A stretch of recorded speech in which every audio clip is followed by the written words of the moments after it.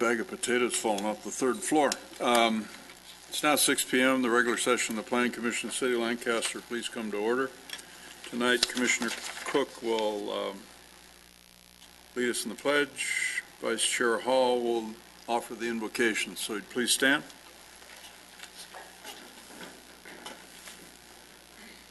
Thank you, Father, for walking with us tonight, allowing us to do business that is in the people's interest.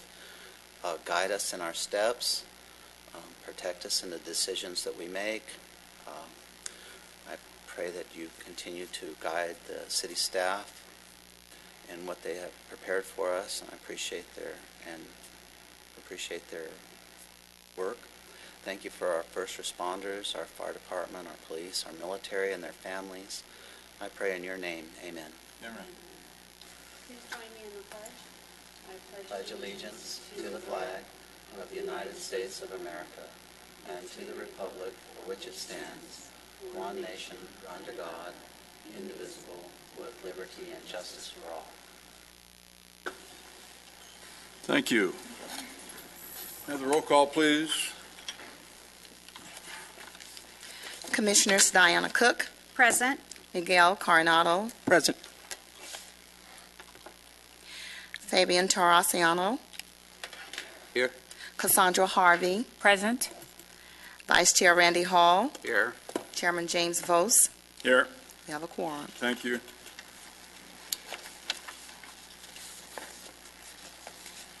Public business from the floor. If an individual speaker is unable to stay for the entire meeting, we offer a short period of time to offer your remarks. Each speaker would be given 2 minutes each if you are early speakers. Do we have any early speakers? No, Mr. Chairman. All right, thank you. Then any person who would like to address the commission on any agendized item is requested to complete a speaker's card for the recording secretary, identifying the agenda item that you'd like to discuss. Each person then will be given an opportunity to speak to us when the item is called. Individual speakers are allowed 3 minutes each. Applicants and their representatives may speak as long as the commission will tolerate.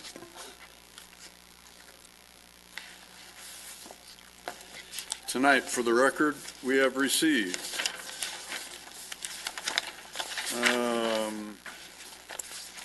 uncontested letters on 2A, 2B, 2D, and 2E, and item number 3.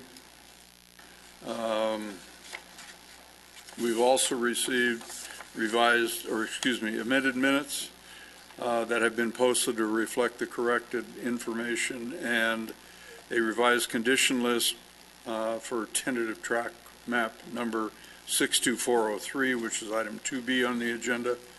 It's been posted online that reflected the corrections.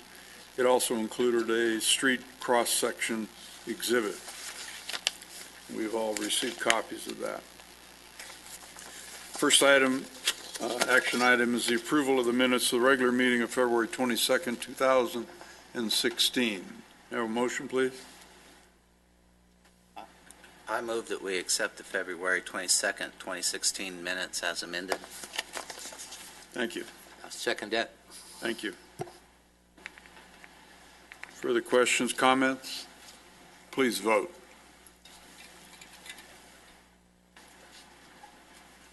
I have a question.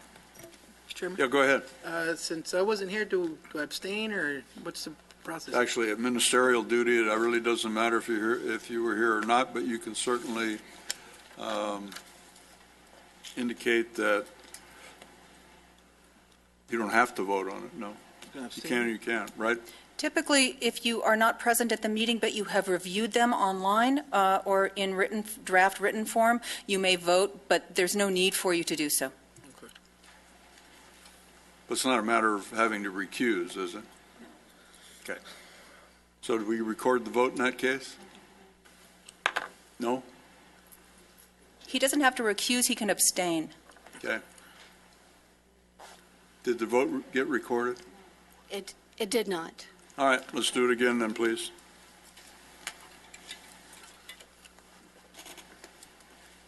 votes yes. Motion passes 5-0 with one abstention. All right, thank you.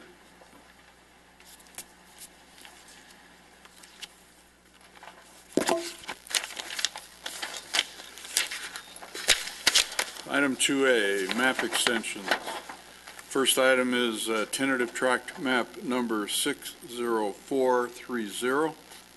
This is an application by Royal Investors Group on a one-year extension. As I mentioned earlier, we've received uncontested letters on this matter and all the maps, actually. So, does anyone care to hear the staff report on this? No? All right, then. So it'd be appropriate, well, I didn't open the public hearing, but I will open the public hearing. As speakers? Not on this item. All right, thank you. So without objection, we'll close the public hearing, consider a motion. I move to grant a one-year extension to March 21st, 2017, based on the findings contained in the staff report and subject to the revised conditions list. Attachment to resolution number 05-11. Thank you. I'll second that. Thank you. Further comments, questions? Please vote.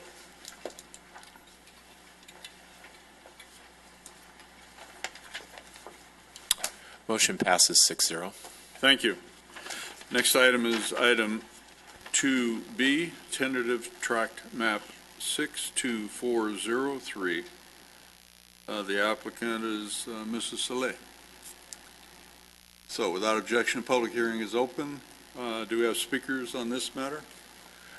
We do have the applicant's representative present, Mr. Chairman, but as you noted, we also have an uncontested letter. Right. Does the applicant's representative care to address us? Not obliged to.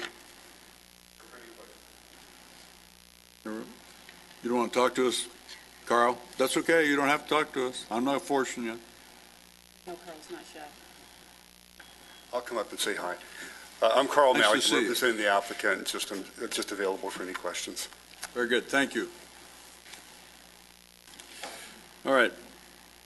No other speakers?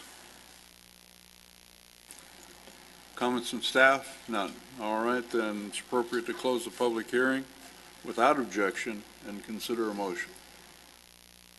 I'll make a motion. I recommend to grant a one-year extension to December 19th, 2016, based on the findings contained in the staff report and subject to the revised condition list. Attachment to resolution number 05-91. Thank you. I'll second that motion. Thank you. Questions, comments? Please vote.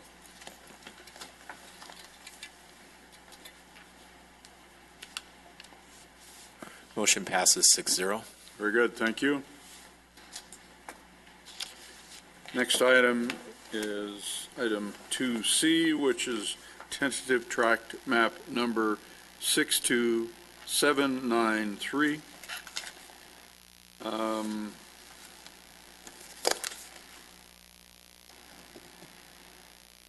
So without objection, the public hearing is open on this, and the applicant is Somas Investments. My agenda reads grant a time extension to April 2016, so that would be the April meeting. Yes, that's the intent. All right. I just wanted to Go mention ahead. that we're moving through these rather quickly because we've had a meeting on Monday about them. So sometimes the people in the audience don't understand why we're... All right. Thank you. Anything from staff on this item? We're continuing or extending it until the April meeting because staff and the developer are still having conversations. Good evening, Chairman Bose, Commissioners. We are still working with the applicant on a conceptual layout that would work. This will be an revised conceptual as compared to the original approved map. That ties to the map that we recently considered to the south. There are no other maps in the vicinity of this map. The reason why we had to ask for revision to this layout is because of the adjacent zoning surrounding this property. This is located in an area north of Avenue I, and it is the only area that is still zoned single-family residential R7000. The surrounding areas have been rezoned to mixed use as a result of the comprehensive general plan update and rezone back in 2009. And so as a result of the surrounding areas, staff is recommending a design that would complement what could be built adjacent to this project. Very good, thank you. So this is going to be, we're going to visit this in January again of next year? The expiration date for this map is January, so yes, if we were to revisit this in April, and if this were to receive an extension next month, the next expiration date would be January 2017. So my question was, these extensions don't cut into the 1-year time?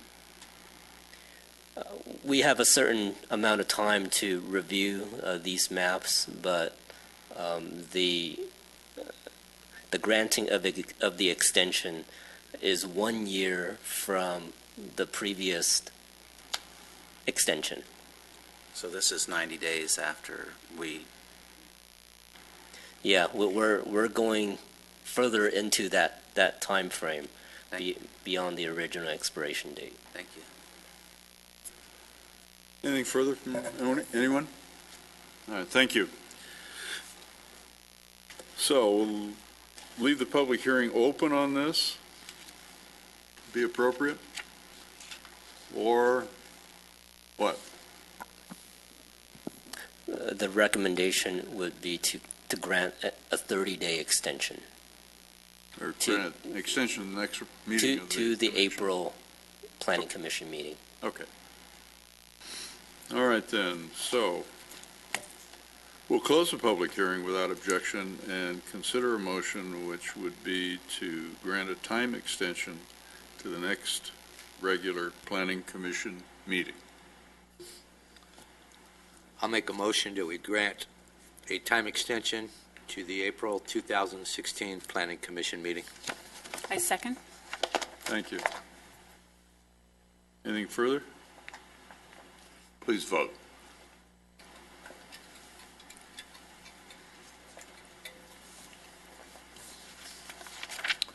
Motion passes 6-0.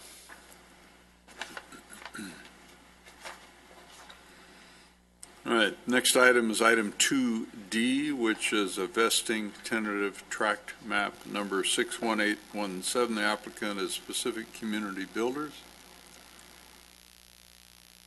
So without objection, the public hearing is open on this. So this is coming back to us after a 60-day extension.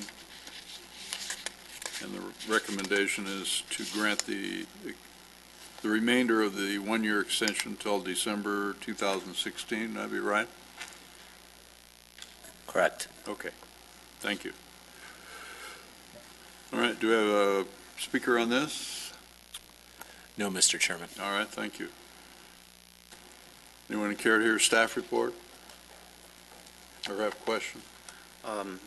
Only thing is if we extended this before, and so the reason why it's now coming up for vote is that they accepted the conditions that because of the revised general plan and the new conditions that are on these maps that are now 10 years old.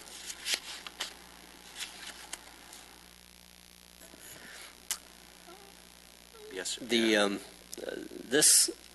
This map came before us back in January, and we had requested a 60-day extension so that we can gather further information in regards to the hydrology.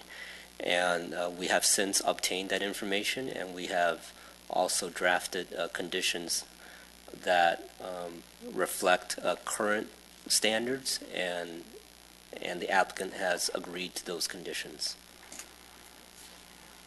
Thank you. Anything further? So without objection, we'll close the public hearing. Consider a motion. I move that we grant a one-year extension to December, pardon me, that would be a 9-month extension. Okay, so I can go against what it's written? Okay, so the remainder of the year, so I move that we grant a 9-month extension based on the findings contained in the staff report and subject to the revised conditions list, attachment to resolution number 05-83. Thank you. Second. Thank you. Anything further?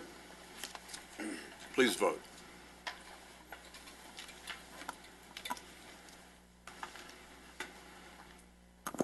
Motion passes 6-0. Thank you. Next item is item 2E, which is tentative parcel map number 69578. I will not attempt to try to say the applicant's name. I'll pay you to do it. You know, well, you're in the medical field. You know how to say those things. Say it again. Padmanabhan. All right. Excellent. I apologize that I can't pronounce it very well. All right, then. So, public hearing is open. Speakers on this? No speakers, Mr. Chairman. All right, thank you. Anything from the members? You want to hear staff report? No? No? All right, then. Be appropriate to close the public hearing without objection and consider a motion. I'll make a motion to grant a one-year extension to March 15, 2017, based on the findings contained in the staff report and subject to the revised condition list, attachment to resolution number 10-07. I'll second that motion. Thank you. Anything further? Please vote.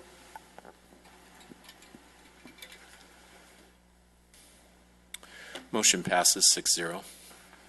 All right, thank you. All right, the next item is a public hearing on conditional use permit 16-01. The applicant is Gino's Italian Restaurant. So without objection, the public hearing is open. We've received an uncontested letter on this, correct? Correct. All right, anyone care to hear staff report? This is a new operator in a continuing business. Is that about what this is? The proposed restaurant, Gino's Italian Restaurant, is going in the location formerly occupied by Giuliani's on Valley Central Way. All right. So I would take that as a yes. Yeah. And it's it's on sale general license, beer, wine, and distilled spirits. They operate other locations in the valley, don't they? Yeah, we got the east side. Let's have them talk. That's all right. They have a location on the east side of town as well. All right. Speakers? No cards, Mr. Chairman. All right, very good. Anything further from the members? So it would be appropriate to close the public hearing without objection and consider a motion. Move to adopt resolution number 16-03, approving condition use permit number 16-01. Thank you. I'll second that motion. Thank you. Anything further? Please vote.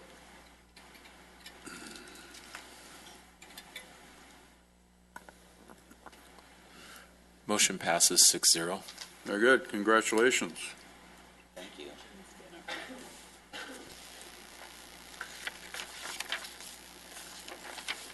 on your continuing success. All right, next item is a staff presentation on the city's minimum parking requirements. Mr. Ing. I'm going to turn it over to the planning director. See how you are? Your name is first on the staff report. Yeah, well, you know, we try to keep people moving from side to side here. Ham and eggs, right? Yes. Mr. Chairman and members of the commission, I'll just summarize briefly the reason that the city's planning staff is looking at this issue. As you are undoubtedly aware, the city of Lancaster, for I think its entire existence, and certainly the Los Angeles city or county of Los Angeles prior to that, has had some form of a minimum parking requirement for different types of uses. We established those for residential uses, commercial uses, industrial uses. There are some cities that establish them for things like parks and other sorts of facilities. And the reason for that has always been the idea that because you've got most people arriving by car, particularly in a suburban setting, that there ought to be some minimum amount of off-street parking that's available. That also allows, in some ways, and it's certainly been the case in Lancaster, that where the city or the county prior to that said, hey, there might be a need for taking away on-street parking or doing something else of that type, that there's parking still available for the businesses and buildings that are constructed. But we've really sort of taken a step back on this and a number of other issues, trying to determine whether or not that's really the most effective way to look at off-street parking. Off-street parking requirements back when cities were first kind of getting into the mode of regulating suburban-style development probably made some sense because the industry itself didn't necessarily have a good handle on what was required.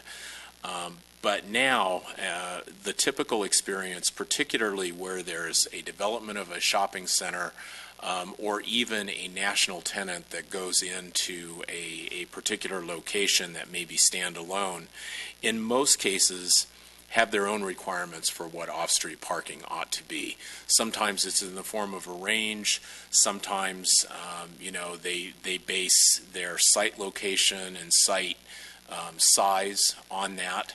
And so what we found, particularly over the last few years, is that in many cases the city's parking requirements, while not ignored, are probably sort of irrelevant.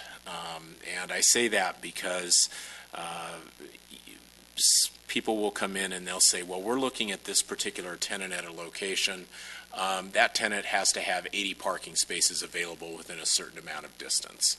I said, well, what if they don't? Well, they won't pick the site if they don't have it. So what we're finding is that those requirements, especially when it comes to leasing out a space, tend to override whatever the city's requirements are anyway. That's kind of the best case scenario that we found. There are worst case scenarios where the city's requirements, even though a tenant may be perfectly happy with a location, the city's requirements may in fact say, no, you can't put that kind of use there. And we are dealing, even now, I won't reveal any specifics about tenant or what type of use, but there's a national chain that's looking at a site in the city, and the site just does not accommodate the amount of parking that the city's code requires. But the tenant, quite frankly, is happy with it. They say it works for us. We would be happy with it. If it's laid out this way, we would move forward. So we began to think about what are the good things and some of the unintended consequences of off-street parking requirements in our commercial zones.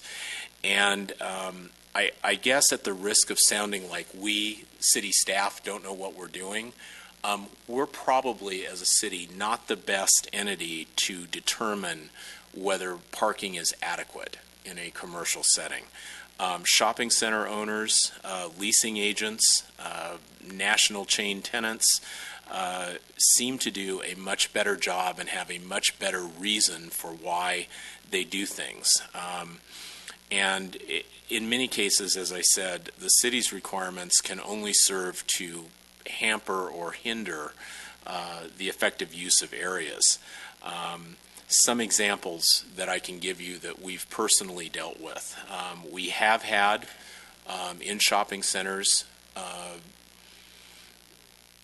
anchor tenants who in many cases own the property that they're on, who have come to us saying, would you have a problem if we looked at leasing pads for development? Would your parking requirements prevent that? And what we looked at is saying, you know, if they did, what would we do? Well, we would simply say, no, you're not able to use that underutilized parking for anything else other than parking. But parking lots, as we all know, are not really good generators of jobs. They don't generate more tax base for you. They do require long-term maintenance, and quite frankly, substituting the city's judgment in many cases for what a tenant knows or an owner of a property knows is not really the most effective way that we think to look at going about the parking requirements. So we are really taking a long look and are going to ask you as the commission to take a look at whether minimum parking requirements in a commercial setting are really necessary. We certainly can see some of the upsides of not doing that. Even the issue of how much staff time is spent managing parking requirements is something that we've kind of considered. Staff, I can tell you, I mean, it could be put on a computer, I guess, but we have a notebook that's probably about that thick. And whenever somebody comes in that's an out of the ordinary use, be they a restaurant, a medical user, something else into a shopping center, the typical staff requirement is to go and dig through that notebook, hope that we have the latest tenant mix in whatever the sheet is for that center, and then try to determine whether or not the parking by code is adequate.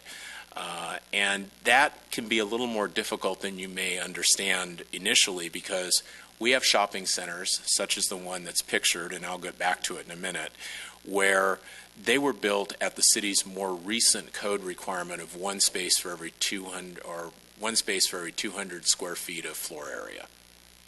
But there are centers that are in our city that are parked at 1 to 400, because that was the former county requirement. And then the county placed a requirement on top of that that said, oh, it's 1 to 400, but if you have a restaurant, that has to be at 1 to 100. The city's 1 to 200 standard is not even a blanket standard. The city says 1 to 200, 10% of your floor area can be for dining, or it can be for and another 10% for medical. Now, we didn't ever address the issue that if nobody had medical but they had dining, could they shove that over to dining? And in looking at the code, I'm not sure that legally you could do that. But we also have a provision that allows us a 10% flexibility, where if we determine, okay, someone's 5 parking spaces short, they can request a director's review through us for us as a staff to decide whether to give them a director's review for a 10% adjustment in parking. So you can tell just from that short explanation how complicated this issue is and how many different ways we look at different things in it. We also have another phenomenon that I think points to the intelligence of private owners managing their parking. We really have requirements on most of our shopping centers that say parking is shared across the site. It's shared across the entire center. The idea, if you go to the Target Center, for example, you can park in front of the Target, but you can go to the Applebee's or you can go to another store. But we are beginning to see shopping centers that have more than just traditional retail in them. Fitness centers, users that take more amounts of time. In other words, if someone goes to work out, they may be there anywhere from 45 minutes to an hour and a half, I guess, depending on how much exercise you can stand in one session. But right next to them will be a user where people are there for 10 minutes. So intelligent private managers are saying, well, these parking spaces are designated for this use only, or you're not allowed to park there for another use that may be on the site. I don't know if technically under our requirements that's legal, but it certainly is intelligent, because that center owner, that center manager, was probably able to get that short-term, high-turnover tenant because they were assured that they had some amount of parking spaces available to them. Should the city manage that? I don't think so. But the private owner, the private operator, probably is able to do that pretty well. We have a few photos. I apologize if they're not as clear as they could be, but I went out and I took some pictures on Black Friday. This happens to be in Valley Central Shopping Center. Black Friday is supposedly the heaviest parking requirement day of the shopping season. This is in front of Staples. It is about, I'd say 11:30 in the morning. Now, I don't know how much Black Friday business Staples gets, but as you can see, there was still plenty of parking available on that day under our current standards. In fact, more than was necessary. Across the street at the Walmart, probably a bigger destination for a Black Friday crowd. This one still had parking available to it. It may not be parking that's immediately adjacent to the door, but it's out there. And this is kind of the one major cross aisle that's there. And if you were able to turn around and look behind me, you would have found more vacant parking. I kind of mentioned this to a center developer that was here about a week ago, and I said, what do you think about this? And he said, I'll tell you what major tenants are beginning to look at. He says they know the value of their parking spaces versus, their cash flow. And what they're finding is that if they have a site that's not generating quite as much revenue as they anticipated, but the parking isn't being utilized to its full potential, that they are seriously considering leasing pads or allowing other users to come in, because that begins to balance out their cash flow. They get more of their revenue. They may be able to stay at a site that they previously wouldn't have been able to.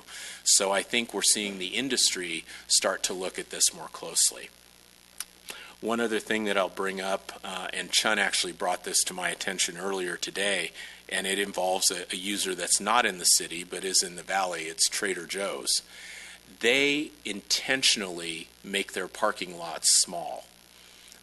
And I guess I wasn't even aware of this until today, but apparently that's a big kind of discussion that goes on social media about, I guess there's jokes about how much parking is available at Trader Joe's versus not.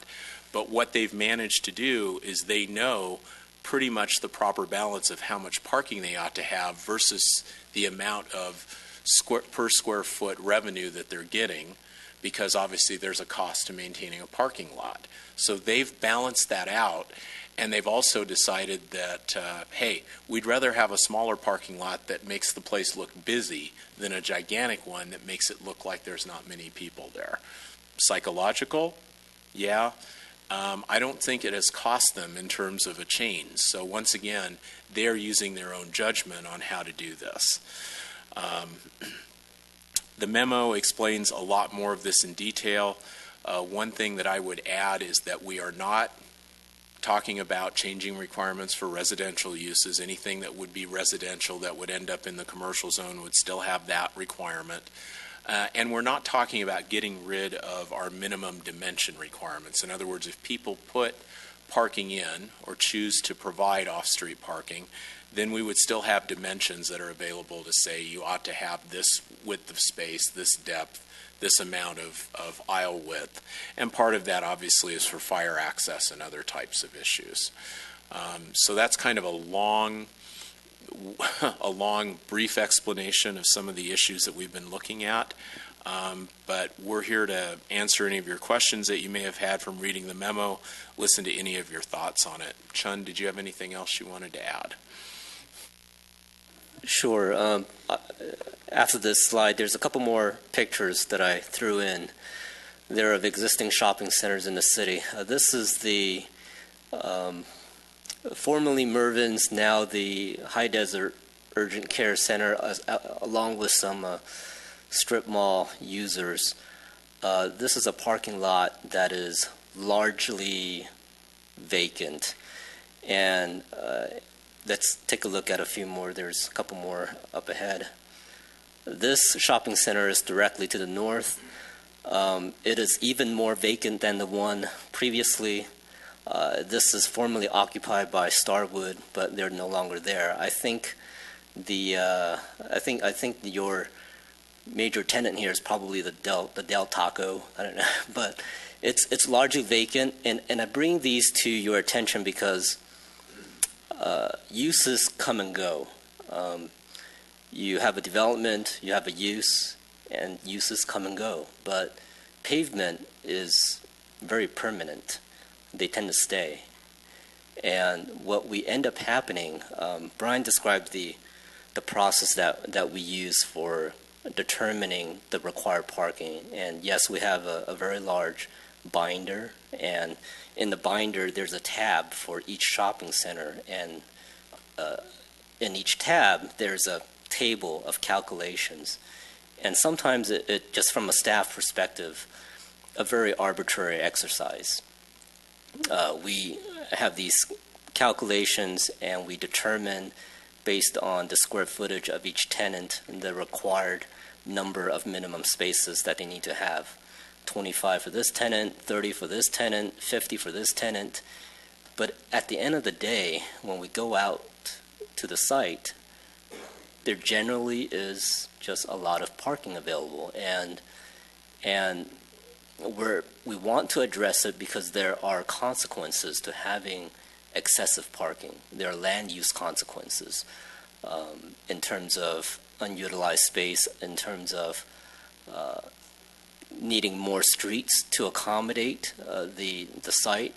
You know, for every project site, you have streets that are adjacent to the site that have to feed into the project site. So we're talking about a lot of excesses that have to be maintained over time. And we're paying attention to what we have to maintain and the resources that we have to maintain these off-street improvements that are adjacent to these on-site projects. So again, this is not a proposal to remove parking. It is simply a proposal that acknowledges our imperfections in determining what should be the required parking. And what we're saying is that we believe that private applicants may have a better judgment in determining what's most appropriate. Thank you. The members have any questions or comments? Only a few. Yeah. What do you want from us? What staff really needs from the commission is, and it doesn't necessarily have to be tonight, because you know we expect you to kind of think on this for a while. We've been thinking on it for quite a while. We would like any questions that you have, any situations that you see where this could create a potential problem, whether that's public safety or whether it's an economic problem. Situations where maybe this isn't appropriate. At the same time, we've talked a lot about shopping centers, but one of the things that we're also wrestling with as a staff is we do have, not a lot, but some areas in the city that were built under what I would call kind of the pre-shopping center era. If you look at 10th Street West, not more than a quarter of a mile from where we're sitting, most of those buildings that were built there probably don't meet the off-street parking requirements that we currently have in place. Many of them were built at a time when there was still on-street parking on 10th Street West. Some of you, I've been here long enough to remember that. And of course, that was taken out with the understanding that we needed another travel lane. But what do you do with those places if you have a parking requirement in place in your code and you start to get uses that want to go in and out? Do you constrain what can go in there? Do you say, hey, if you're happy with it, we'll manage? We've had some very practical experience over the last 4 to 5 years downtown, because that's what we've done in the downtown area. There are places downtown where there is very little, if any, off-street parking available for use. And we have some businesses that have been remarkably successful in that environment. People somehow have found places to go and to park and to get to them. As I said, we think that the potential positives outweigh the potential negatives. But we need you as a commission, and we've got a pretty good range of people here. We've got people in the real estate industry. We've got people in the medical industry. We've got people who live and operate and work in this community the same as we do. But we need you to give your feedback and your thought to this also. Because I'm not going to sit here and pretend that this is a magic wand that solves all problems. It's like anything else the government does or people do. There are upsides and downsides. There are trade-offs each way. Why do we have minimum requirements for parking? Why? The thought that really existed early on was that if you're going to have a situation where people are driving, where you have a lot of vehicle traffic, and really if you start looking back at the time when vehicles began to be a predominant mode of operation, off-street parking went through the same sort of evolutionary process, if you will, as we went through determining how a street ought to operate. I'll give a little bit of an anecdote here. When we first redid Lancaster Boulevard, somebody that, a friend of mine in the community said, where'd you get the idea that people ought to be able to walk in a street? Well, I can go to the 1925 picture that's, of downtown Lancaster, and there are people walking all through the street. There are vehicles, but there's people walking in the street, and they're not crossing necessarily corners, they're just moving. And the reason is because as the car became more predominant, our thoughts changed about how the street ought to be used. Off-street parking became a necessity because that seemed to be a good idea, to make sure that a place that was pulled away from the street could economically survive. It's kind of hard, I think, for people, especially like me, who grew up in that era to think about the idea that, that was kind of a novel concept back in 1930. The idea that something ought to be built, 55, 60, 70 feet off the street because nobody did that. You did it to accommodate vehicles so that people had a more convenient way to get somewhere. This doesn't relate to parking, but the same sort of thing back when the Cloverleaf interchange was first instituted, and some people, I don't know, may still remember any of this, Mr. Vos, I don't know. That was considered a major issue because people couldn't fathom the idea that to go left you should turn right. It was such an issue that I actually have looked at the 1943 report on freeways in LA County, and that's listed as a major concern that has to be addressed, how to make sure people understand that you can go left by turning right.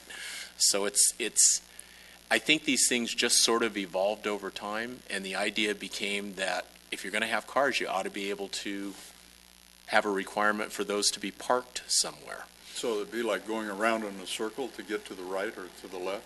Yeah. Wow. Yeah. Same sort of, yes. Yes. The argument you hear about the roundabouts now.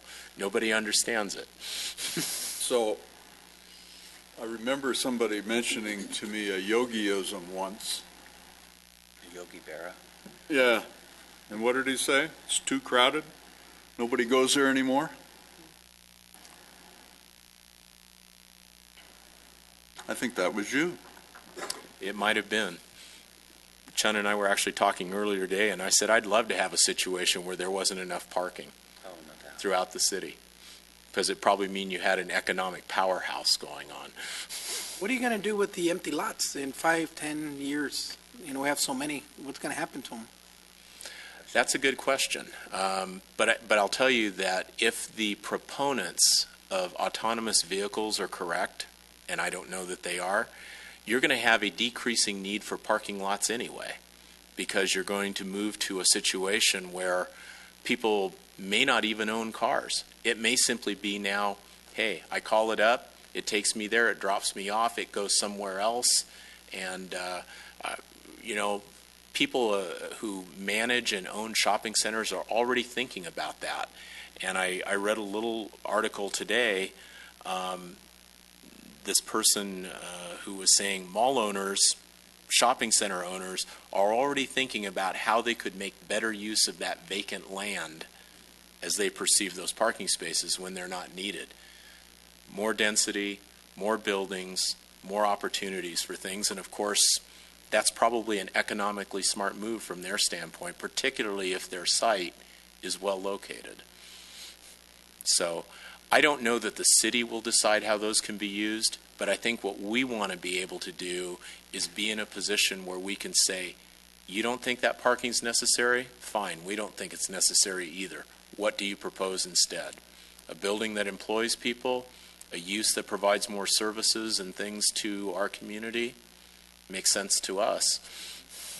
So are you saying that most of our development for the last generation or two has been around the automobile and it's not a sustainable model?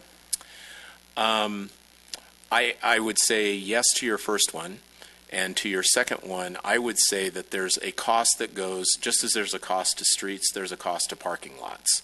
I have really tried to find out what that cost ought to be, but the best number that I found, and this is an average, it may not be as high here because we don't have quite the extreme weather that parts of the Midwest and East do, but a good owner of a center who owns a parking lot ought to be spending $500 a year in maintenance and operating costs on each parking space.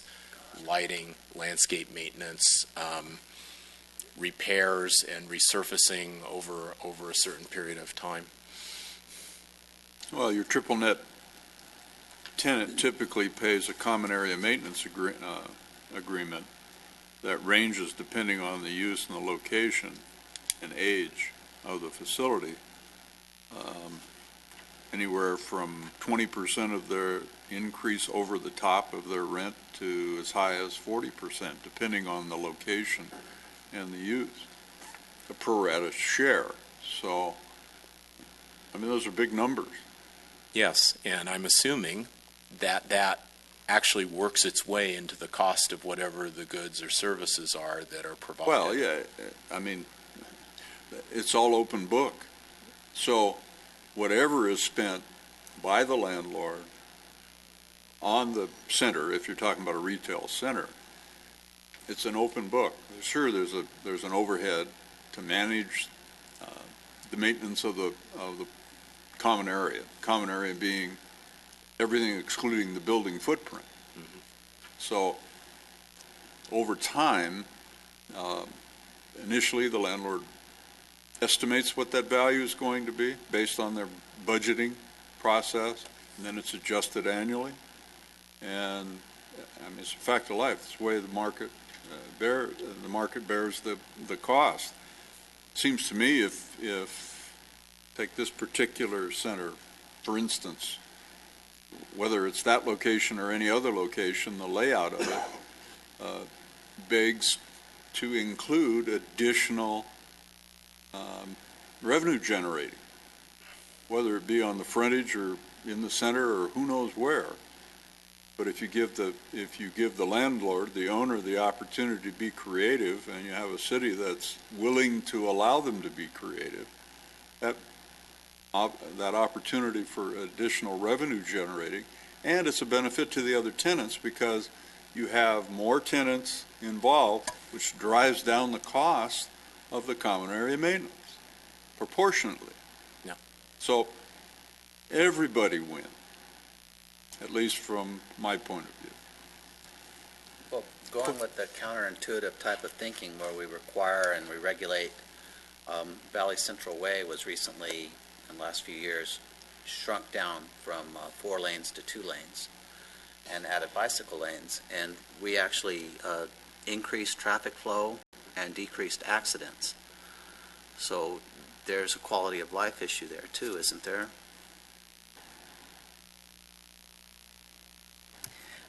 Definitely, yes, and that is what we experienced on Valley Central Way. Volumes did increase and collisions were reduced. It just seems so counterintuitive that, you would shrink the street and increase the flow. Another question, this is, we're not going to be looking at this in any type of apartments, high-density housing, or residential at all. This is all just to do with business. And then, if so, why not residential? I mean, why do we have to condition them to have parking? Couldn't we allow them the same latitude?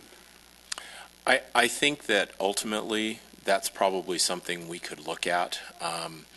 One of the things that, and Mr. Vos, I think, touched on it really well, when you go shop in a shopping center, you essentially do pay for all of the costs that he described. Interestingly, you pay for parking whether you drove there or not. If you arrived by bus, you still pay for the parking that's out there because it's part of the common area. Because everything is bundled, so to speak. And right now, the same thing with residential. We bundle and require the parking to be bundled together with the residential unit. We're not a city that I think is quite at this point, but I do have a friend that lives in San Francisco, and he mentioned to me that you can rent units or buy units in San Francisco, some that have parking and some that don't. I said, what's the difference? He said, if you have a dedicated parking space in San Francisco, for example, it'll cost you $100,000 more for that unit than if you don't. He said, but, if you're someone who doesn't own a car or gets around by foot in transit and maybe uses the occasional Uber, you have a choice. Here we don't provide that choice. It's bundled together. You get parking when you rent a unit or buy a unit, regardless. And then, as often happens in single-family situations, people fill their required parking with other stuff. So they park on the street or in the driveway. So this kind of brings me to another point is we're so busy regulating and handing out different types of things that we want people to follow. How is this to the city, the staff, not being the best entity to control this? Is it a humbling experience, or is there a new way of thinking? Well, it's probably all of those. Certainly a new way of thinking, but humbling, yeah, I guess it can be from the standpoint that but that's one of the first questions we'll get from architects. How much parking do you require? Lately I've been asking them, how much do you think you need? Which is kind of a unique response for them to handle. So, but we've sort of gotten to the point where that's ingrained, and I personally don't have a lot of ego in this. I'm just trying to, and I'm not opposed to regulation. I think regulation has an absolutely necessary part of managing a city. The question is, what are the best effective things for a city to regulate, and what are things that aren't? I'll just add that I think good planning requires good observing, and good planners are good observers. And what we're observing are the unintended consequences of parking regulations. I'm not sure that the original developers intended the shopping center to be vacant. No. But we're seeing it now, and I think the regulations have resulted in unintended consequences. Why did we have regulations in the first place? I think originally they wanted to developers provided off-street parking for economic development. They believe that the convenience of having parking close to the entrance of a business would be economically beneficial. But these things tend to carry momentum, and when you lose tenants and you have a visual of an empty parking lot, ultimately it becomes blight. And so what we're dealing with are unintended consequences, and we're making these observations and responding to our observations. Well, I did try to go shopping at Target, and I wanted to go across the street to Lowe's, and there was a massive parking lot that I would have had to walk across, and then a 50-mile-an-hour street that I would have to cross, and then another massive parking lot. So it is not business-friendly to have parking the way we have it set up at the moment.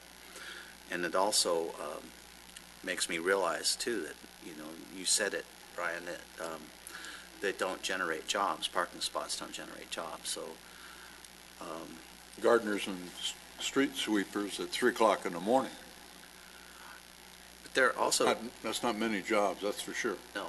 It also brings me to the point, too, I'm a member of 24 Hour Fitness over on Avenue K, and the parking lot's divided up into this versus them, and there's many tenants in that building area, and I guess they have complained, and there's several spots marked not 24-hour parking.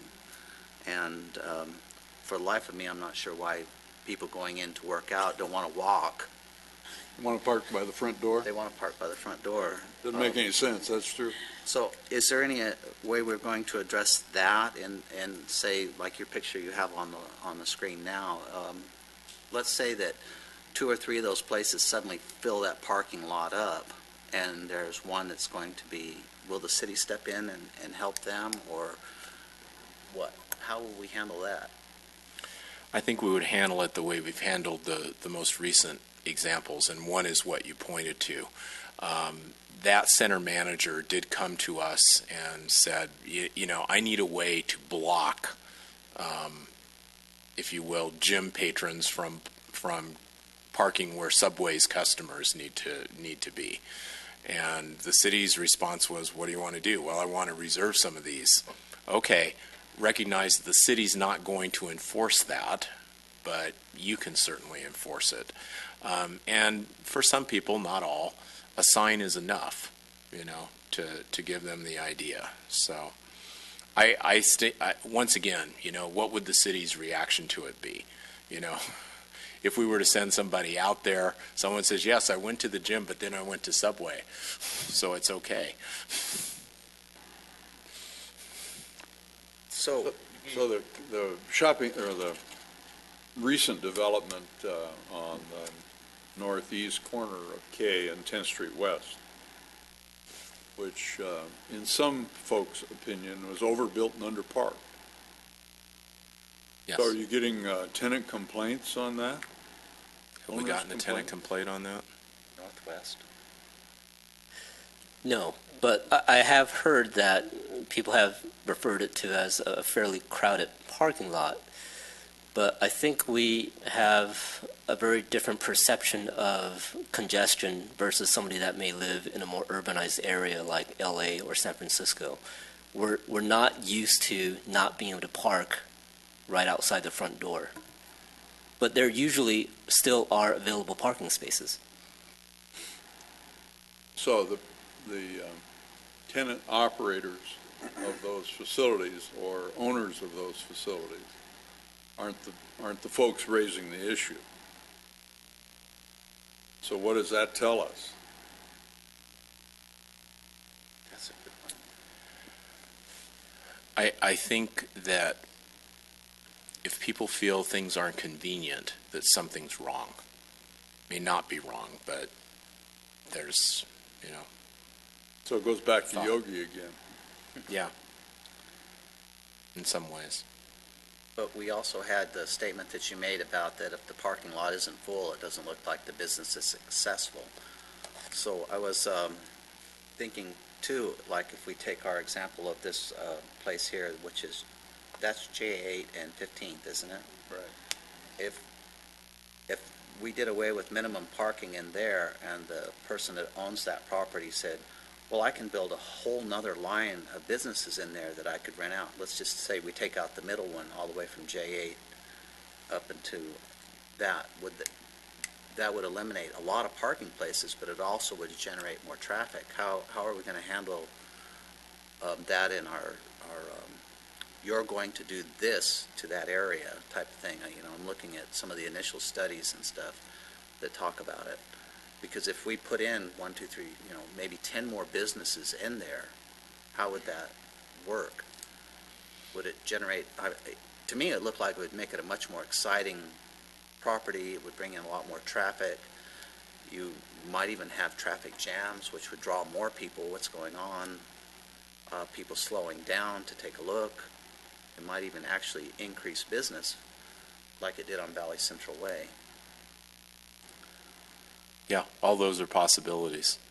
I guess, as I mentioned earlier, you have the trade-offs, and if you want more of this, you probably have to settle for less of this. So the city's willing to give up control over minimum parking requirements? I think that's our decision. Yeah. Staff is suggesting that that's something we ought to look at doing. I guess if it turned into a disaster, you can always just reinstitute them. But my guess is that the morning after it was in effect, you probably wouldn't notice any difference. So the anchor tenants and the majors, top 100 type operators, typically have a radius concept from their front door. Yes. A certain number of spaces from their front door. Yes. That's how they evaluate a site. Can we gin up the 82 spaces or whatever that number is? That's all we need. Yeah. And that's their position. You want us to do 150, but 82 is really all we need. And, God bless Black Friday, or Green Thursday, or, pick a color, pick a day. They're thrilled that you can't park. They hope there's lines out the street, because people will come. They'll line up and wait. Well, it must be good.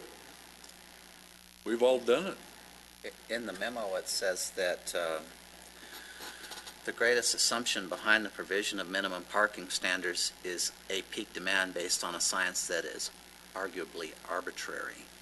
So I think that that would be our job. It would be to do away with the arbitrary thing, the arbitrary requirements, and allow, as you said, tenants to decide. Well, ultimately, too, if regulations are revised, whatever that turns out to be, it may not change at all, but let's assume it will, and a tenant has issues or a developer has issues with those, then they have the right to appeal to us, right? Just like they do now on any decision staff make. Correct. And how many of those we had lately? Not many. And in fact, we were trying to think this morning about how many complaints we get in a year about parking, a lack of parking. I had to go back several years to think of a specific one where someone actually called me and complained that there was a parking problem somewhere. And usually it's not a lack of parking, but more so a desire to have specific parking spaces within a specific distance from their front door. Let's do a shopper. I can't resist. I don't buy unless there's a study that you all have, I guess, research that says to what Mr. Hall said. If it's a traffic jam, it attracts more people. It's the opposite for me and for most people that I know. Anti-crowd. I don't know. I guess once we're studying this, I'd like to see studies on that, if that's in fact true. I just find it very hard to believe. So if you're destination oriented you made the commitment to be somewhere, and it's jammed up, then the consumer makes a decision on whether to participate in that. I just did that very thing 2 weeks ago. Leaving a funeral, going to run into a supermarket. There were cars for days. I saw people going back and forth. I asked my husband to drive on. We can come back tomorrow. I just think that there's different mindsets out there, and for most people that I know, there's this, I don't know, it's an intolerance for just So what you're saying is the consumer makes the decision. correct. At least in my house. So the retailer, we hope, knows their consumer. One would hope. This business student as well had done a lot of studies, and I still need to see objective evidence on that. And I am a Trader Joe's shopper as well, and that's the one thing that's sticking point for me, is the fact that I can never get a spot, and I'm vain, so I don't want my car hit. So I'm that opposite, that I'm not at the gym trying to park close. I don't even go to the gym. I'm afraid to admit that publicly, but I'm that person that parks way out so that no one else parks near my car even. So, but I guess I'm saying all this to say I really would like to see if there's cities that where there's actual objective evidence that shoppers tend to go where the crowds are, whether it's that jam-packed. I don't see it. I find it hard to believe. What are those folks doing that are there?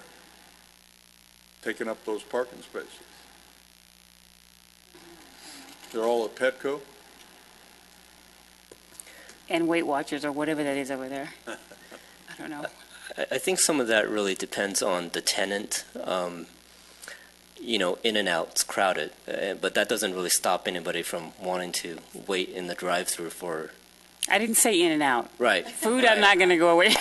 But It's shopping. Well, we're also. Let's be clear. Yeah. And and we're not necessarily saying that people are attracted to congestion, but what we are saying is that the lack of congestion is also not a draw for tenants as well.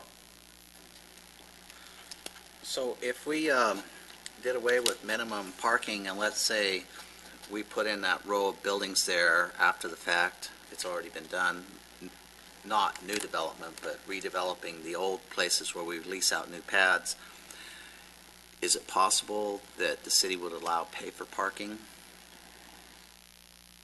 The center owner wants to do paid parking?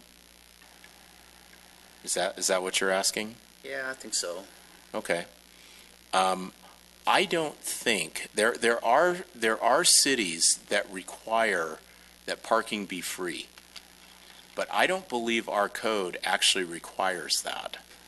I don't think there's anything in the code of the current city that would prohibit a center owner from requiring payment for parking. Or a municipality, for that matter. Yeah. I think there was a considerable discussion when the Boulevard concept came and was born into what it is today. There were discussions certainly for municipal parking prior to the dissolution of redevelopment agencies, which Yes. kind of stopped that discussion. Yes. And of Whether course, it was paid or not, I mean, it would have been right. potentially multi-level parking. And I think what Commissioner Hall is getting to is that in a free market type system, cost is one of the factors that allocates goods. Right. If parking is viewed on a private site as a good and that owner wants to allocate that, But couldn't the city have a requirement that the paid parking generates revenue for the city? off of a private lot, I think that would be a hard stretch. But still, we're going to Franchise help, agreement, maybe? but Yeah. we're still talking to them about certain requirements, lifting the requirements, and then having to police those requirements. So why in the world couldn't we take a percentage of their take? I mean, It may well be a long time in the future. Yeah. well, of course, yeah, but that's planning. Yeah, certainly something we 20 could years, look I at. think. Might be a little longer than that, especially if we have autonomous cars. I mean, that future is exciting to me. I can hardly wait When we to not get have there, to drive to Vegas. When that happens, you can push me in my walker to your autonomous car and whisk me off to the nearest slot machine. That's right. You play slots. I was thinking more like No, I craps. never have, but isn't that what seniors do? If you can't walk them, wheel them. Yeah. If we were to repeal minimal parking requirements, we could put something in effect that would be at the planning director's discretion on certain type of shopping centers? Yeah, we talked about the issue and quite frankly, we don't necessarily have the answer at this point, but what about a user that is a periodic heavy user? For example, we do have some shopping centers that house churches, and those spaces may be vacant for good stretches of the week, but the times that they're used, they're packed. There may be a need to have some sort of some discretion in being able to evaluate that in that kind of setting. I could see that. But we do that now, don't we? In a sense, yes. Quite often, as you've noted, quite often the parking is evaluated on the basis of what are your primary operating hours versus what are your primary operating hours.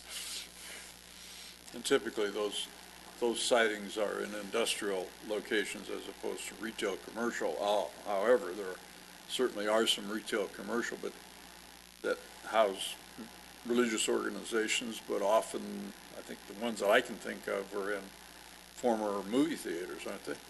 Some of those, yes, that we've had, but you're correct. I think most of the ones recently we've dealt that aren't in the traditional residential setting are in industrial space.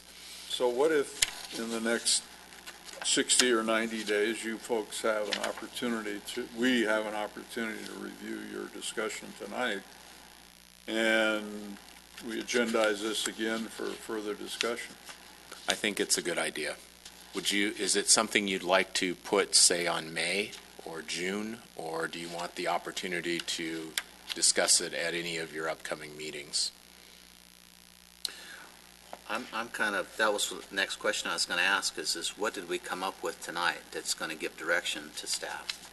Well, it sounds like we need to do a little bit of research on, I'd like to see if there are any cities, and I don't know that we've looked to see if there's any that have actually eliminated all of their minimum parking requirements and what the effect has been.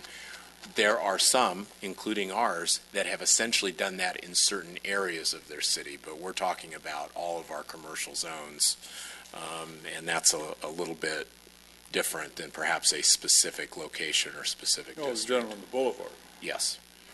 So you have we have heard and seen the results of public perspective and comment and operator results, the results from those tenants and owners. Two different points of view that have seemed to have come together.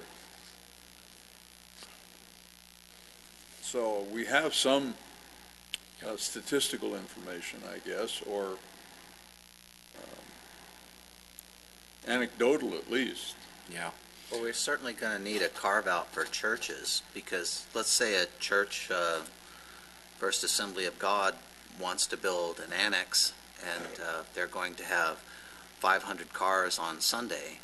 Do we have them have a 500-car parking lot? If we don't have some kind of requirement for that, then they're going to be all over the street, they're going to be in the neighbors' yards, but at the same time, it's going to be empty during the week. So how do we deal with that, something like that?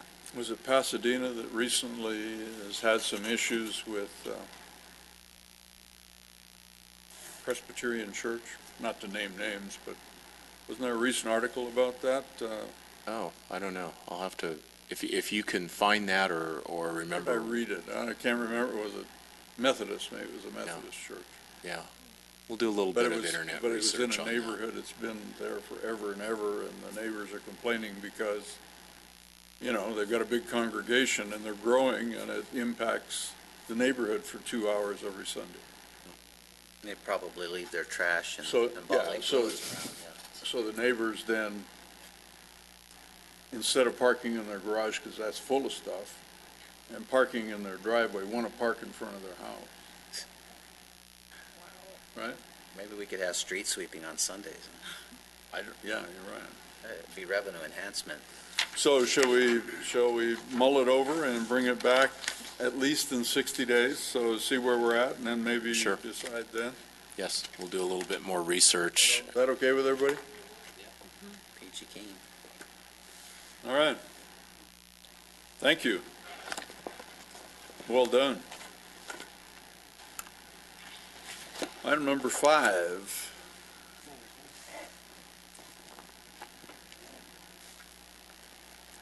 CUPs for energy storage facilities, standalone. Or standalone energy storage facilities, whichever way you want to say it, I guess. Yes. One of the things that's begun to happen in the solar industry, and I think it's probably the most pronounced simply because you need the sunlight to generate electrical energy. There begun to be a lot more concerns expressed and ways that have been looked at to try to balance out the grid, as well as figure out ways to store energy that's generated during peak times. Obviously, when you have conventional generators, you can either shut them down or start them up again, things of that type that help balance out that demand versus grid capacity. But you can't do that as easily with something like solar. So over the past couple of years, we've begun to have situations where in some of the solar projects even that we've approved, there have been some small on-site accessory storage facilities constructed that have helped to balance the amount of power that's being generated and then actually going into the substations. But what we've begun to hear is that there is a growing demand for this as you get more and more renewable energy capacity and generation. And the intent now is to start looking at more standalone type facilities. And in many cases, they want to be obviously as close to a substation as possible, or at least on a very direct generation tie line of some kind. And we don't really have a provision in our code at this point to allow consideration of those. So what staff is requesting is that the commission initiate an amendment to the municipal code that would add energy storage facilities standalone as a use subject to a conditional use permit within the RR 2.5 zone. And the reason for selecting that zone, obviously, is that's where the majority of our solar energy development is occurring, particularly on the west side of the city, near the major transmission facilities and substation facilities. There's a variety of issues I wanted to bring up. One, I don't really think that I want to be next to a lithium-ion battery the size of a semi-truck that may possibly leak. So how are we going to address the toxic issue? Good question, and I'm not sure I have the answer for you at this point. That's probably something that if we were to get a request for such a facility, we would need to have the proposed developer of that address those issues, as well as the issues of decertification and removal from the site if it was no longer going to be used. That would be a big issue with me is how to decommission the storage, because I'd hate to burden my grandkids with a whole bunch of leaky lithium-ion batteries that were from here to Scotland and back. Another issue is how many batteries. Let's say we take a semi-truck, 65-foot semi-truck, and we pack it full of these cells. How long does that last in our grid? Is it hours or minutes or seconds? Because it just to give you an idea, I think that the city of Lancaster, at current energy storage, the density of storage is so light at the moment that we're going to have millions of those semi-truck batteries sitting around Lancaster just to provide it overnight. And that would be a massive concern to me. I mean, I would hate to pollute our valley anymore with renewables that were not green. I mean, that's not a green thing to me, is just to be parking giant batteries all over the valley. I would much rather see us use our natural mountains. We could be using energy that is being generated at peak times to pump water up a hill and then store it up there, and then when we needed it, when the sun went down, we could allow it to come down. Some of my friends that work at NASA said that's over 90% efficient. We don't lose much energy that way. And it's not toxic, it's water. It does create a pond, and it's not something we can do in Lancaster, but it is something we could do if we had differences in elevation. And Lancaster, even though it's mostly flat, does have some differences in elevation. If we looked at the engineering of it, we might be able to do something besides. And recently, Tesla just did away with their 10 kilowatt wall battery because there was no market for it, and there was some problems with it, that it only had 500 cycles. So I think that if we're going to allow a semi-truck of lithium-ion batteries to come in here, because I keep using that term semi-truck because I can't imagine them building it any other way. It's going to come in on a semi-truck, it's going to sit down, it's going to plug in to the grid with big electrical connectors. How many cycles is that truck going to have before it has to be pulled back up and then taken back down and recycled? I mean, it's going to be filthy dirty in the recycling process. So there's a variety of issues in storage for me that I think that in this original planning stage that we should look at. I don't mind having that. I mean, Palmdale tried to have a peaker plant, which is basically a jet engine that sits there and can be throttled up and down, versus, say, like a coal-fired or a natural gas-fired plant that has to be warmed up and then it produces 100%, where a peaker plant can be run like a throttle on your car.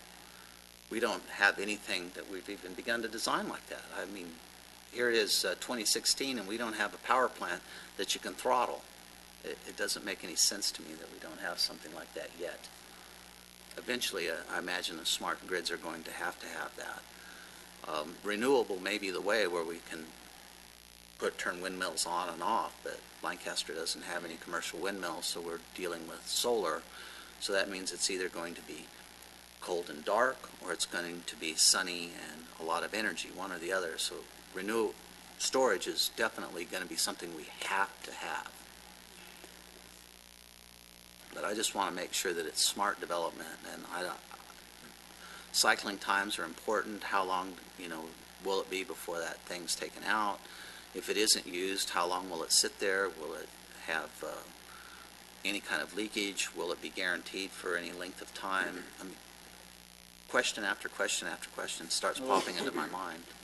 Those are typical environmental issues that would be somewhat of a new evaluation that we haven't really addressed in the past. But certainly your comments are well taken, I would say. I mean, if public utilities, when public utilities were established, whether they were coal-fired or natural gas-fired or storage or transmission, were evaluated under current environmental concerns, including natural gas, we wouldn't have as many as we do now, nor would we have problems with them. Consumers want cheap utility. Government has been unwilling to budget sufficient funds to control the environmental impacts. So we're in a very unique position that we have that ability to control the environmental impacts. What I'm concerned about is what we don't know. Well, Not what we do know, what we don't know. And you've hit on it, a number of things we don't know.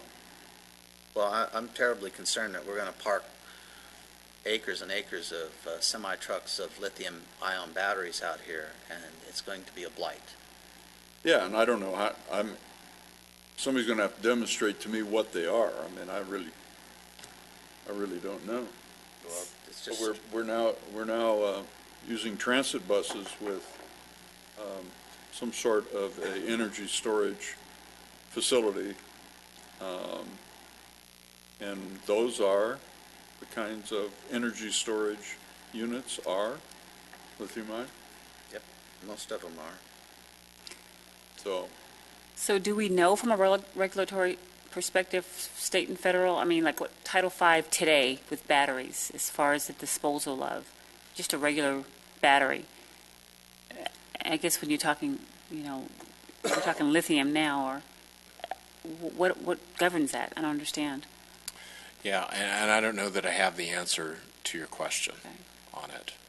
But so I guess that's perhaps, these questions, if you guys, get back in front of us and explain it, educate us on it, and that way we can make an informed decision. So, because you raised a lot of good points, Mr. Hall. before we consider a modification to the zoning ordinance to allow this type of use, we certainly ought to have a clearer understanding of its environmental impact.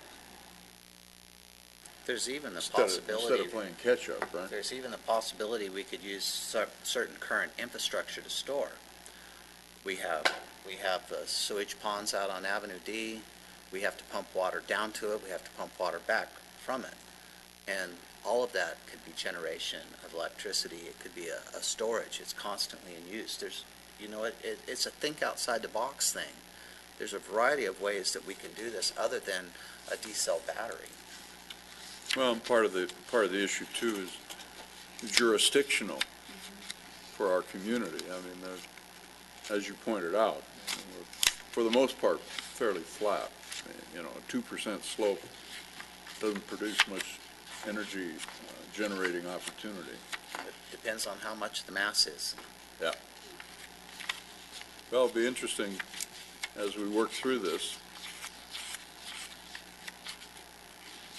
Give Ms. Swain a lot of opportunity here. A little heartburn, no doubt. No doubt. You didn't hear that. Little heartburn is what he said.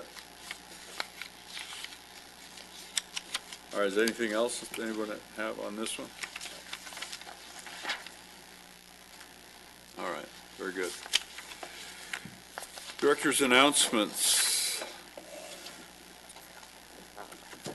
Not really anything beyond what we've already discussed, Mr. Chairman. We need to discuss changing the April meeting. Yeah, that's on our agenda. There's a couple other things that I wanted to bring up before we can talk about the April 25th suggestion. Normally, we would be meeting on the 18th?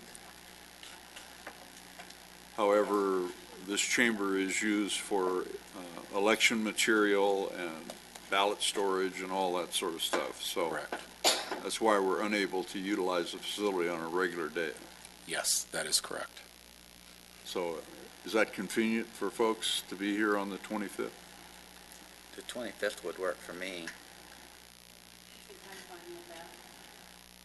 I'd like to move that the April meeting be on the 25th of 2016. Okay. Looking for a second. I'll second it. So any objection? Nope. Okay. 25th it is. Recently, the City Council, Mayor and City Council, had directed us to talk about us and the Criminal Justice Commission, to talk about the issues that we spoke of recently when we made a recommendation to City Council to, in effect, put a moratorium on the siting of medical marijuana facilities in the community. I'm assuming moratorium is a proper word to use. It's not a moratorium in the technical sense, but it is a complete prohibition on any of the commercial cannabis activity, yes. Okay. So share with us, Ms. Corbett, would you, of our potential review of medical marijuanas that might impact land use, which is only a portion of what may be before us? The direction to see if we can come up with some regulations that will allow at least some limited commercial cannabis activity in the city while fulfilling our most important role, which is protecting public safety. It's a pretty daunting task, I have to say. We understand the sense of, I don't know if urgency is the right word, the sense that some on the council really want us to move forward quickly or as quickly as possible to get something before them. But because of the public safety concerns, because of the documented incidents of criminal activity around dispensaries and around delivery and around cultivation, we need to be timely but methodical. What we're doing at the moment is surveying other cities in California that in past years have allowed some sort of medical marijuana activity. It would typically be collectives and storefront dispensaries, presumably for collective type activity, not for profit. And we're going to try to set up some meetings with the public safety people, the people in the city attorney's offices at those cities to try to get a sense of what of their regulations are they finding have helped, are working, what's not working at all. Would they adopt the same ordinance now if they had the opportunity? It's a little too soon yet with the new laws that were in effect as of January. It's a little too soon to see how the cities that are allowing the activity based on the new law, how that's playing out. I don't really expect that we're going to have much information in that regard at this point. But a lot of the general security-related regulations and associated things, the public nuisance aspect and so forth, I think are going to be pretty much the same from previous ordinances to addressing the new state laws. So we have a handful of cities in the Southern California area. Obviously, there's a lot up in Northern California. I'd rather avoid that if I could for a variety of reasons. So we're in the process of completing our survey of them and starting to make some calls out to those cities and set up those meetings. It would be my guess that we'll have, I don't know if we're going to have an ordinance. I don't know if we're going to have anything written that we could ask you to recommend, because quite frankly, I don't know if we're going to, if the answer is going to be that we think we can put together an ordinance that will do it safely.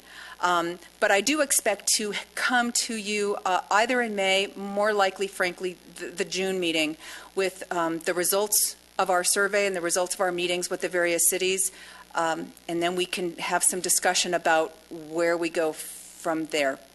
Do we try to put something together and take it to council? Do we put together a recommendation to council that you as a body don't really think it will work? It's an open-ended question.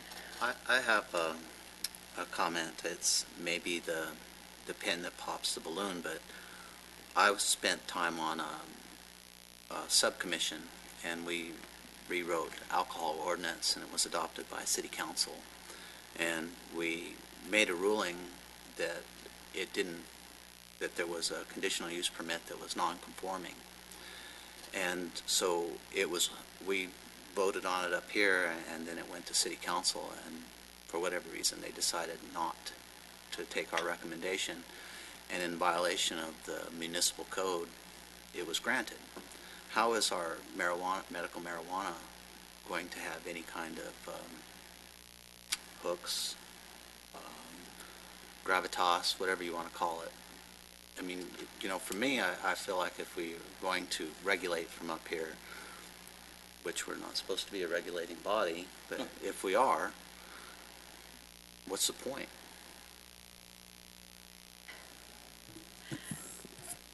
That's a bit of a rhetorical question, right, Mr. Vice Chairman?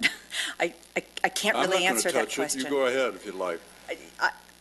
That is my answer, actually. What I can say is if you as a body determine that you think we can put together some regulations that will allow it in some limited scope. Or unlimited, for that matter. Or unlimited might be the answer as well. Obviously, there will be a land use aspect to it, but as with the ordinance, the urgency ordinance that was just adopted a couple of months ago that put in the prohibition, that was a business licensing chapter that was adopted or amended. Or it will be, let me put it that way, dealt with more from a business license perspective than a land use per se, because there's a lot more to it than just the land use. It's kind of it's sort of a double-edged, sword, if you will. I understand your concern. I don't know what's going to happen at City Council if or when we take something to them. I really can't answer that question. See, the point being is why don't we just write it the most draconian type of thing that we could ever write, and then at each time that it pops up, we either vote on it or we don't vote on it. And then if it isn't acceptable to the applicant, let them appeal it. To me, it just seems, we've had a precedent set here. It seemed, I've told you it was going to be like a pin in a balloon. I mean, Well, it'd be interesting. Dr. Coronado, you had something you wanted to add? Now, we now sell passports, right? Is that the right terminology? We don't sell passports, we process passport applications. And we get a fee? We get pay a little fee from that? The city clerk's office processes them, and the city gets a small portion of the fee. The rest of it goes to the State But Department. we make some money. That's correct. And then we also, we sell electricity. We provide energy to the citizens of the city of Lancaster. We make money. That is correct. So can we sell weed and make money? If we, the city, since it costs so much money, what happens if we would sell it, we regulate it, we make the money? Well, it's my understanding that part of the thinking, aside from I think the understanding by some that it is inevitable that marijuana will be legalized in this state, and there are a number of initiatives that may qualify for the ballot in November, FYI. So we talked about that when we first brought the ordinance to you. Whether the city sold it or just regulates it and generates revenue through the various licensing and permits that might be required if we put together some sort of statutory scheme. Speaking only for myself, really not as the city's lawyer, but as a private citizen, I'm not at all certain that the federal government is not going to swoop down and either confiscate those monies or cut off federal funding from other programs because we're making money on a federally illegal activity. I don't know the answer to that question, but that has been something that I have wondered about. Well, if the federal government, obviously, it all depends on Congress, who controls Congress. If we know that inevitably we are going to be able to, for lack of a better word, is smoke it without repercussions, law repercussions, then I'm sure that at the federal level, depending on who controls Congress, I'm sure it's going to eventually get deregulated. That's where it seems. So if eventually it's going to get deregulated and we as a city are able to make money from it, then obviously us worrying about the government taking the money or confiscating the money, I don't think we're going to have to worry about that. And also the actual rhetoric about it causes crime and all that, that's there's been a lot of proof that necessarily is not always the case. There are examples, and you yourself and the city director of public safety mentioned some of that There seems to be correlation between dispensaries and crime, but obviously we're going to have to go away from that. So I was thinking that as a city, and I'm sure the mayor will probably agree with this, that if we're able to sell it and regulate it ourselves, then why should we allow, say, one of our commissioners who is very business savvy to say, you know what, I'm going to open up a marijuana dispensary because it makes a lot of money, because it does make a lot of money. It's just something to consider, I would think, or something that we need to talk about, if it's even possible. Dr. Coronado brings up an important philosophical point about the difference between private sector and public sector.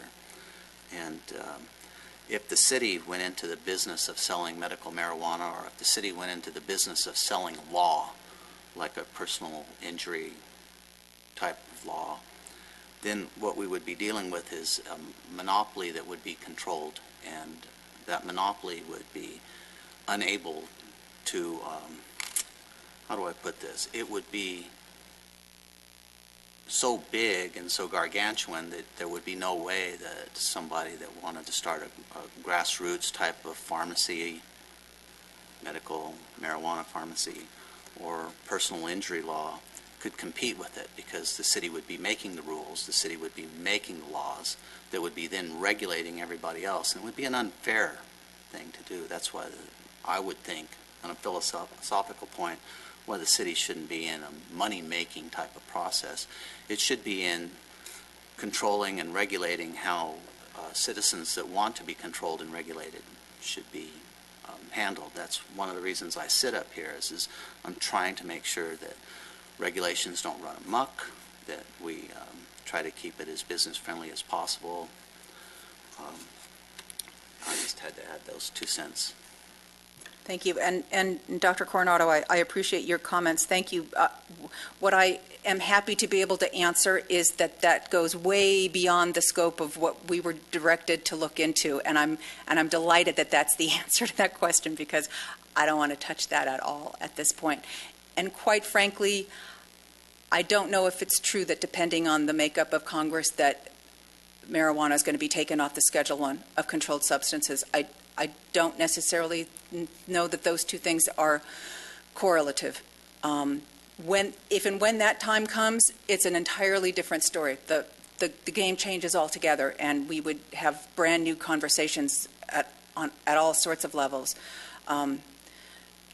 We're trying to keep this direction as limited as we can, because as it is, it's very thorny, it's very unwieldy. There's a lot of emotion attached to it, pro and con. So we're just trying to be very considerate and methodical, and we'll bring you what we find. And beyond that, I wish I could be more helpful, but at the moment, I really can't. So. Very well. Hey, what year did Frank Zappa graduate AB High School? 58. But he wasn't here with us today. I'm sure he'd have some good input. Thank you. Well, it boils down to a lot of legislation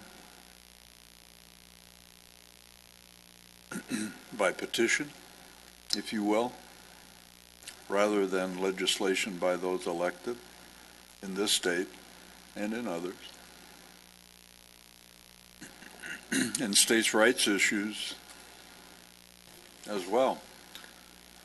How are things going in Colorado? Have you looked at what's happening there? The extent of my research into Colorado is when I was looking into it for purposes of drafting the urgency ordinance. And the articles that I found maybe were slanted, were focusing on sort of the dangerous aspects of things, the unintended consequences, in fact. As we talked about when we brought the ordinance to you, the fact that it's primarily a cash business, which is just a huge magnet for criminal activity. There were stories of gangs of people roaming around the city, targeting the armed Hummers that were driving the cash around to get money orders to pay their bills. So it was scary. That's all I know. I don't know how the big picture of Colorado is playing out, or Alaska, or Washington, or any of, I really don't know. I can certainly look into it and report back to you when I come in June with our findings here in California. I don't know the answer. That's important, is how much did it increase their revenue? How much did the crime increase? How many people ended up going to jail or not going to jail? Quality of life. How was the quality of life in the neighborhoods? I can just imagine. The picture in my mind of all these people sitting there with their Xbox, with their bong and whatnot, it makes me think that they're creating a voter.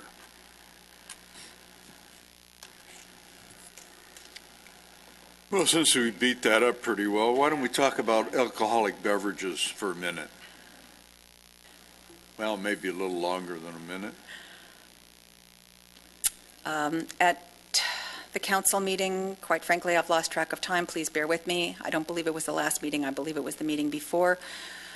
Councilwoman Underwood Jacobs asked us to look into revising some of our alcohol-related provisions to explicitly prohibit single-serving sales of any kind. In existing operations. In existing operations. This, too, would be something that would not really be a land use thing. It would really be a business licensing regulatory issue. However, we were asked to consider. Indeed, you were.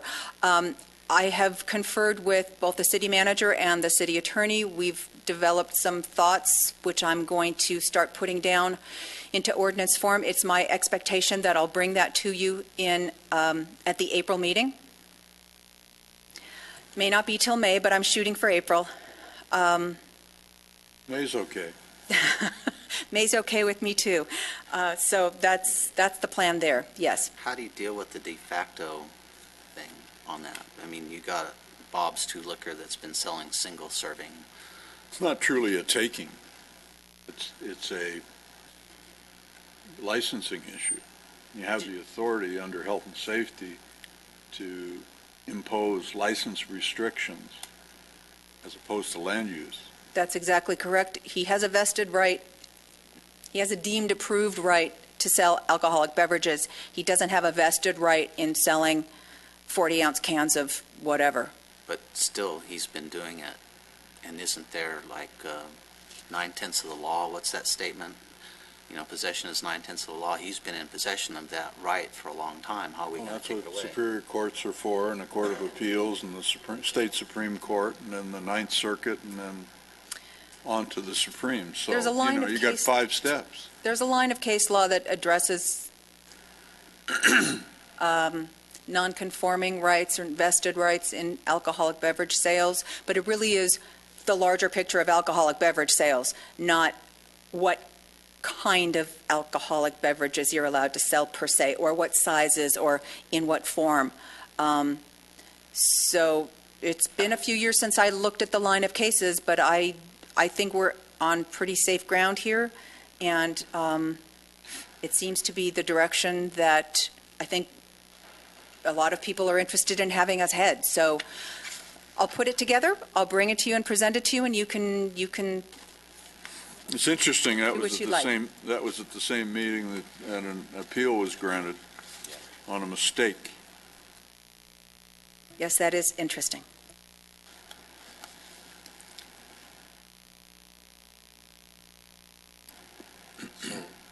We didn't make one, by the way.